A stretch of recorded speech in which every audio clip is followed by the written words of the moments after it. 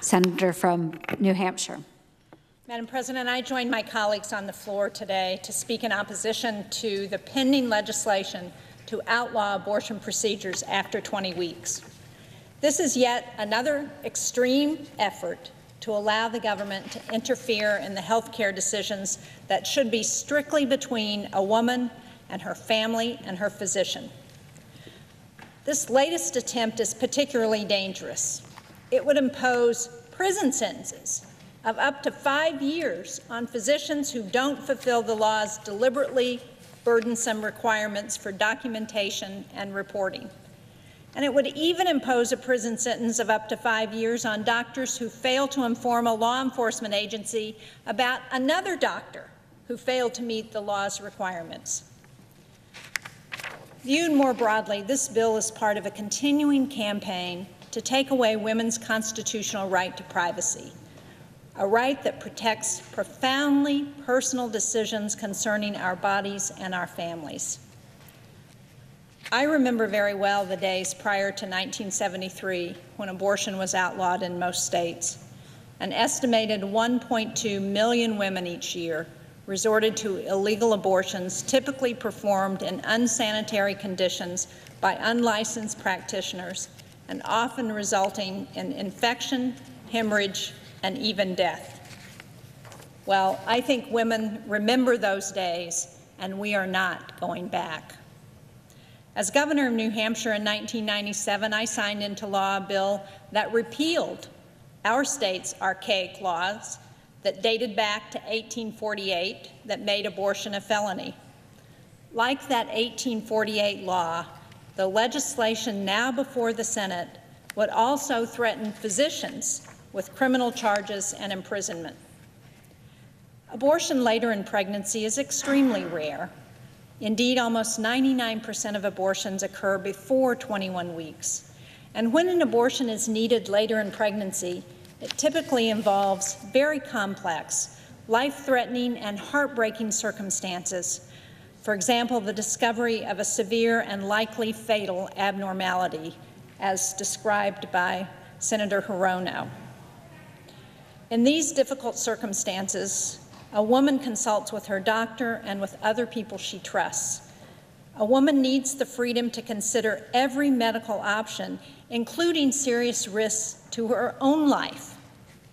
The extremely narrow exceptions in the bill before us, exceptions if the pregnancy results from rape or incest, are deliberately designed to impose burdens, complications, and shame on women who have chosen to terminate a pregnancy.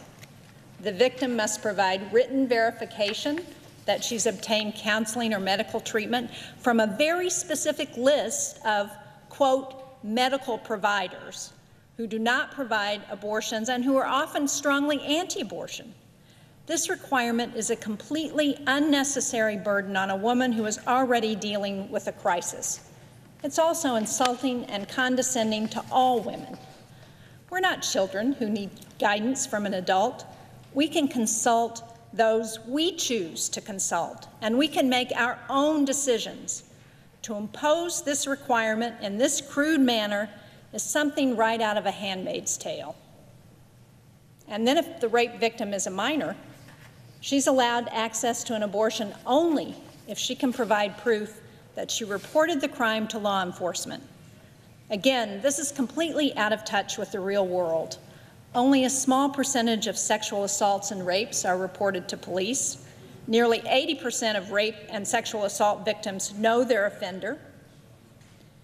So let's say this plainly. The reporting requirements in this bill are an outrageous attempt to judge and shame women and girls who have been victims of a violent crime. I heard from Rachel, who is a registered board-certified nurse in New Hampshire. She told me that bills to impose blanket rules and arbitrary limitations, bills like the one before the Senate today, are out of touch with the realities she sees in her practice every day. Rachel said, and I quote, "While procedures at 20 weeks and beyond certainly comprised a small portion of the care we provided, it was absolutely critical for those that needed it.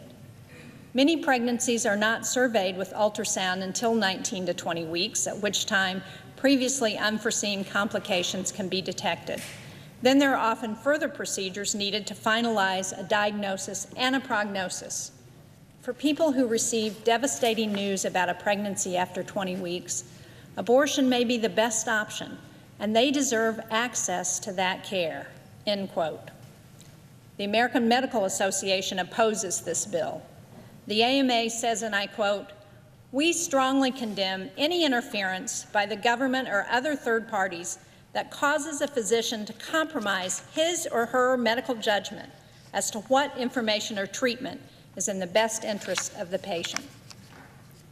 I urge my colleagues to respect the women of this country and their right to make their own health care decisions without the unwelcome involvement of politicians and law enforcement agencies. Let's reject this partisan, extreme, and frankly unnecessary legislation today. And then let's focus our bipartisan attention on the urgent business of passing a budget, funding our military, combating the opioid crisis, and the other needs that this country faces. Thank you very much, Madam President. I yield the floor.